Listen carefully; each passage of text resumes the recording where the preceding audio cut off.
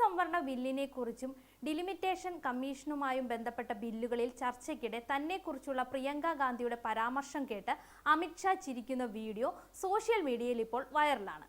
തനിക്ക് 20 വർഷമായി സാധിക്കാത്തത് സഹോദരിക്ക് സാധിച്ചുവെന്നായിരുന്നു സംഭവത്തിന് ശേഷം രാഹുൽ ഗാന്ധിയുടെ പ്രതികരണം.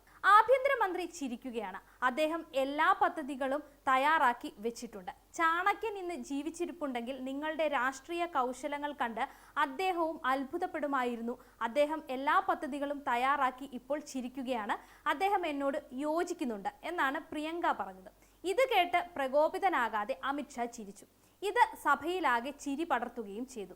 ഈ ഒരു വീഡിയോയാണ് വലിയ ശ്രദ്ധ നേടുന്നത്. പ്രിയങ്ക ഗാന്ധിയെ പ്രശംസിച്ച് കേന്ദ്ര ആഭ്യന്തരമന്ത്രി അമിത്ഷായും രംഗത്ത് വന്നു. സഭയിൽ സംസാരിക്കേണ്ടത് എങ്ങനെയെന്ന് രാഹുൽ ഗാന്ധി പ്രിയങ്ക ഗാന്ധിയിൽ നിന്ന് പഠിക്കണമെന്ന് ആയിരുന്നു അമിത്ഷാ പറഞ്ഞത്. എന്നാൽ ഈ വീഡിയോ വൈറലാകുന്നതിനൊപ്പം വിമർശനങ്ങൾക്കും ഒട്ടും കുറവില്ല.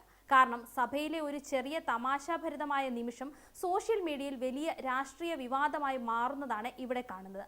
പ്രിയങ്ക ഗാന്ധി പറഞ്ഞത് ഒരു രാഷ്ട്രീയ പരാമർശം മാത്രമല്ല, ചെറിയ പരിഹാസവും തന്ത്രപരമായ സൂചനയും ചേർന്ന പ്രസ്താവനയായിരുന്നു. അതിന് അമിത്ഷാ ചിരിയോടെ പ്രതികരിച്ചത് അതിനെ ഒരു ലളിത നിമിഷമാക്കി മാറ്റി. എന്നാൽ പിന്നീട് അത് പ്രശ്നമുണ്ടാക്കുന്നത് അതിനെ രാഷ്ട്രീയ നേട്ടമായി അവതരിപ്പിക്കുമ്പോഴാണ്.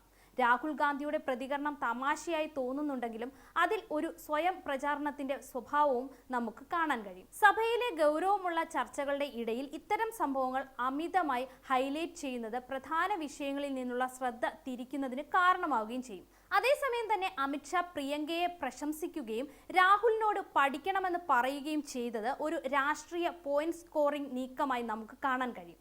അതായത് വ്യക്തിപരമായ പരാമർശങ്ങളിലൂടെ രാഷ്ട്രീയ എതിരാളികളെ ചെറുതാക്കാനുള്ള ശ്രമമാണ് ഇവിടെ നടന്നത് എന്ന് നമുക്ക് കണ്ണും പൂട്ടി പറയാം. മൊത്തത്തിൽ ഒരു ലളിതമായ ചിരി നിമിഷം പോലും ഇന്നത്തെ രാഷ്ട്രീയത്തിൽ എങ്ങനെ പ്രചരണ ആയുധമാക്കുന്നു എന്നതിന് ഇതൊരു ഉദാഹരണമാണ്. ജനങ്ങൾക്ക് പ്രാധാന്യമുള്ള നിയമങ്ങളും നയങ്ങളും ചർച്ച ചെയ്യേണ്ട വേദി വ്യക്തിപരമായ പരാമർശങ്ങളും വൈറൽ ക്ലിപ്പുകളും കൊണ്ടാണ് ശ്രദ്ധ പിടിച്ചുപറ്റുന്നത് എന്നതാണ് ഇവിടെ ഗൗരവമായി കാണേണ്ടത്.